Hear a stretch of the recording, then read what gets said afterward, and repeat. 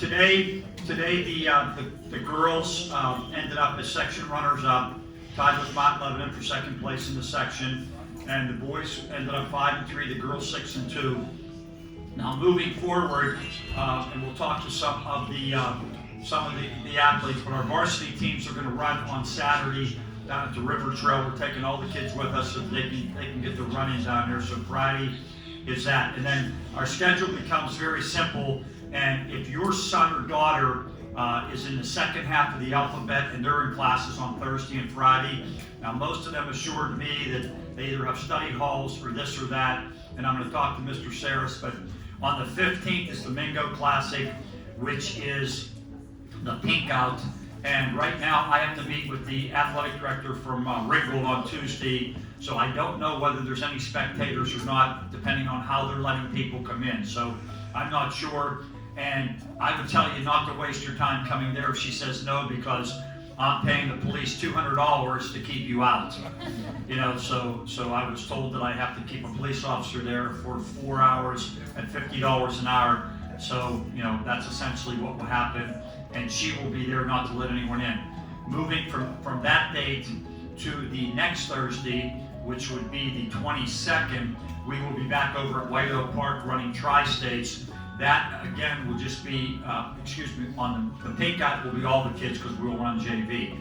At the Tri-State meet, it will just be the top 8 runners. I'm going to try to expand that, a couple numbers, depending on whom signs up, and we'll get that organized in the next week or so.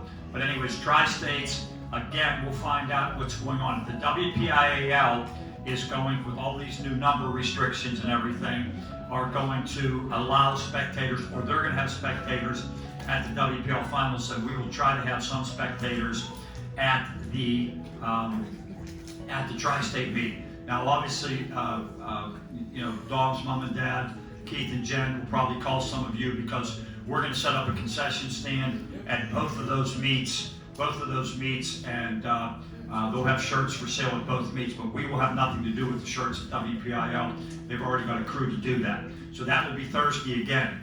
Then WPIL finals will be the top 7 and an alternate, and that will be on the 29th.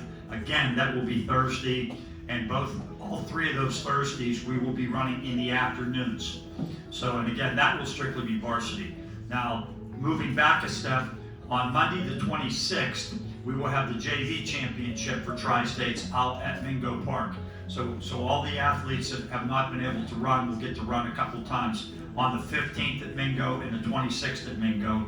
So that's kind of the way it is. Obviously, there is no banquet planned at this time. I mean, we did have the church and everything, and I assure the kids, even if something opens up next April, we'll have a banquet for the kids. We'll figure that out, and we'll have something for the kids. It might be during track season or sometime during the case of winter, but when we're allowed, we'll try to have a banquet, you know, for them.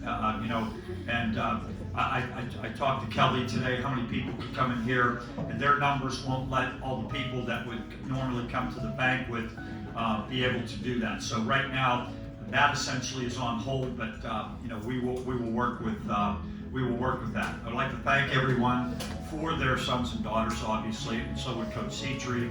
And we'd like to thank you for all of you that have pitched in and helped with all these crazy things. This has been extremely stressful working with COVID-19, all the procedures we have to do. Mrs. Wright likes to throw everything out of the house, including myself, and now she has to keep the papers for these meetings for a year down in the garage, so she'll probably have the dates on the box so she can burn them with all the teams that were there because of contact tracing and all those things like that. So it's been very, very stressful. You know, every time the numbers change, my phone just blows up. Anyone will tell you, my phone doesn't even work anymore. I get so many calls. They changed the numbers again today with the PIAA, which was good for our kids because they raised the number from 1 team and 5 individuals to 1 team and 10 individuals. So now there's a little bit of leeway for, you know, the kids to have an opportunity to qualify for states. I was so sure we were going, I called make hotel reservations anyways. And I can't tell you when we're running at states if someone does make it because they're running on Friday and Saturday. So it'll have to come down to essentially what's going on. But that is our schedule in a nutshell, going forward. Again, with those meets, some of the kids will be running on Friday. We'll probably take all the kids with us so they can run on a trail and just have an easier day. We're also going to switch on weekends. Coach Cetri and I talked about it. The kids are probably going to have off on Saturdays now, if you can bear with us, and let them run on Sundays, because Mondays we will do workouts so that there's a couple of days of recovery Tuesday and Wednesday before they run these Thursday meets. So if your son or daughter says, hey, I got to go out and get my running on Sunday, we're going to be on the honor system. We're not going to make them meet between church and all the different things and activities and going to grandma's house and all the things that go on the weekend. But if you just give them time to go out for a run, Coach Cetri and I would be very, very grateful for all that.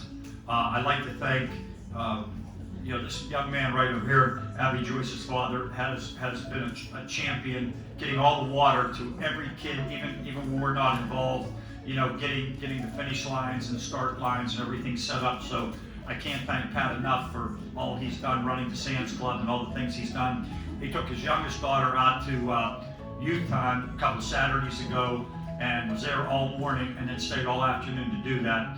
And then Abby's mom, getting this facility for us, which is absolutely beautiful. So I'd like to thank those guys, right here while they're sitting here. Thank you for everything that you guys do for, cross country and for me and for everyone. Now, I'm always the one up here with the big mouth, but this young lady sitting here in front of me, Coach Cetri, I just want to tell you what an ace that you have with this young lady.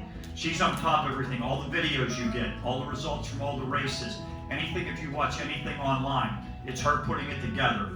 She's there for the kids all the time. She's explained it. She's actually getting a doctorate degree in sports philosophy and running and all those type of things like that. So she's our 7th and 8th grade French teacher. She has gone through heck because the school won't let her out until 3:45, even though they promised her earlier on that she could get out at 2:30. So she has been a champion running to Shenley Park, running to South Park, or anywhere that's necessary to go, and putting up with me, putting on all these races and her having to be there. Her son runs for Punxsutawney, so she doesn't get an opportunity to go out and see her son. But, going forward, as I'm getting older and older and getting ready to retire, this young lady will be here for a long time. And if you have a youngster coming up, or if you're a freshman or sophomore on the team, you got an ace in this young lady here, and it's been a true pleasure. It's like having a daughter that I never had, because she's younger than my sons, and she's not as bad. Well, sometimes, she is. But, I love her, and I thank God for her. I always thought Buddy can never be replaced, and she never will be in Kathy in my heart.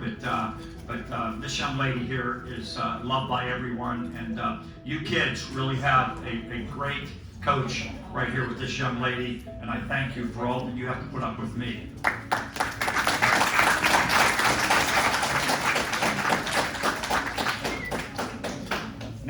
Now to get to these youngsters. Hey, so the Coach Cetri can video you and send this to the school so it can be on social media. Not you, Mariah. No sending out nothing. Don't put out that the gun fired for this thing to start at 7:45. Don't do that. I'm going to have you stand over to my left so that Coach Cetri doesn't step in anyone's way, so everyone can see everything. So the first person that I have on the hit list here is Mark Bosco.